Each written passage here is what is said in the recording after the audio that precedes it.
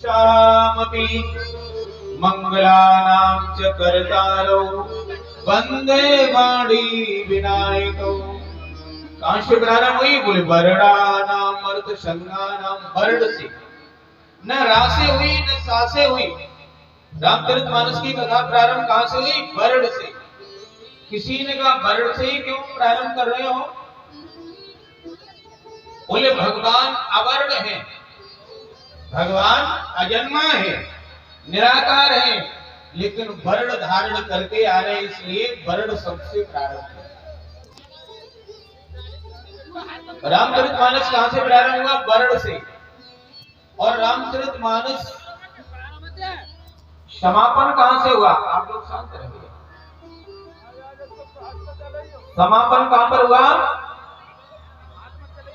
संसार पतंग घोर किरणई दह्यंत नो मानवा। वर्ण से प्रारंभ हुआ और मानव पर उपसंहार हुआ, यानी वर्ण और मानव के बीच में ही पूरी राम कथा है। वर्ण और मानव के बीच में ही क्यों रखा रामचरितमानस को?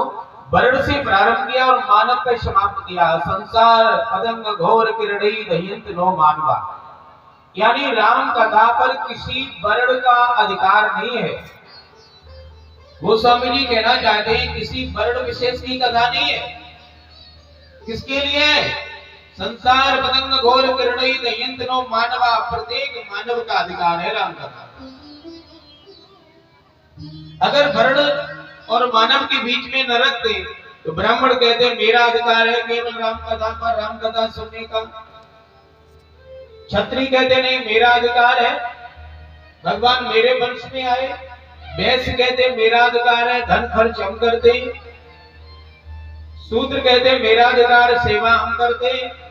तो गोस्वामी जी ने न ब्राह्मण का नाम रखा, न क्षत्रिय का नाम रखा, न वैश्य का रखा, न शूद्र का रखा, मानव का रखा। यानी राम कथा के कौन अधिकारी है? बोले जिनके अंदर मानवता है। अब हृदय पर हाथ रख के देखो, मानव जीवन मिला, मानव जन्म मिला, चोला मिला, क्या मानवता मेरे अंदर है? मनुष्य जन्म अलग है और जीवन में मानवता आई अलग है। आदमी में अगर आदमी की तरह आदमियत न आए तो वो क्या करे?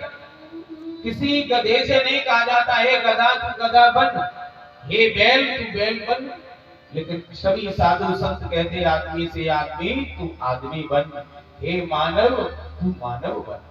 क्योंकि हम दानवता की ओर चले जा रहे हैं, दानवता की ओर जा रहे हैं। मनुष्य जीवन मिला ये अलग बात, मानवता कहां है? जीवन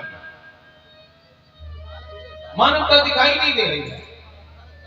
मनुष्यता समाप्त हो गई, परित की भावना समाप्त हो गई, परोपकार की भावना समाप्त हो गई, केवल स्वार्थ सिद्ध हो उतनी संबंध रह गए।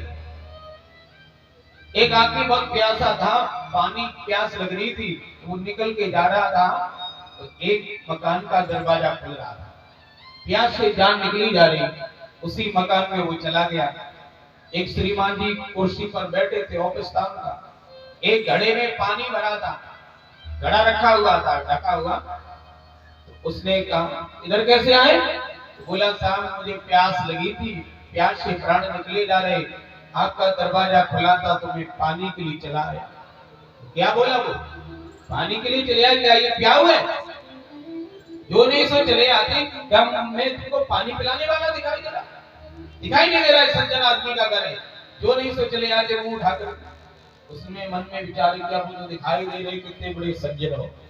तो उसने कहा बाबू जब हम आ ही गए तो प्यास लग रही बहुत थी, पानी पिला दो एक गिलास, पानी पिला दो एक गिलास, बैठ जाओ, कोई आदमी आएगा तो पिलवा देंगे।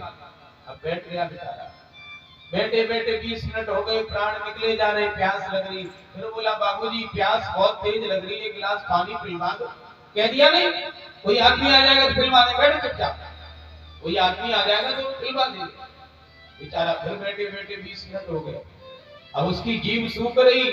मैं बोला बाबूजी प्राण निकले जा रहे, पानी पिलवा दो, चुप बैठो।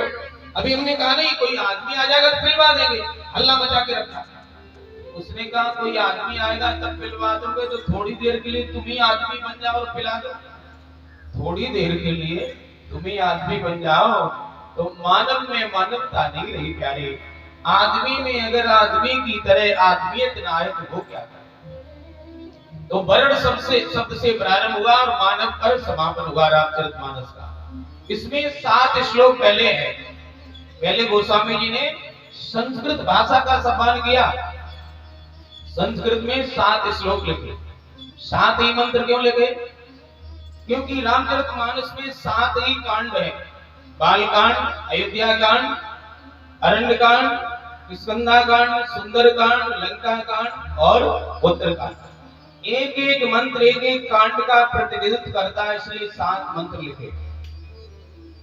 7 ही समुद्र होते हैं, 7 ही पुरियां हैं, 7 ही ऋषि होते, सप्त ऋषि। 7 का बहुत बड़ा महत्व है।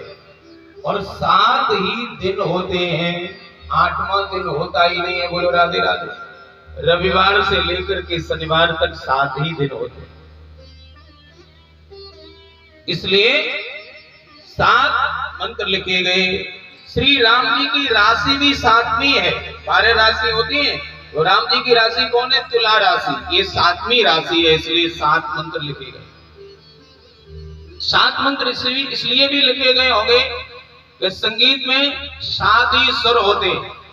जो संगीतज्ञ लोग होते हैं ना, रामचरितमानस की चौपाई किसी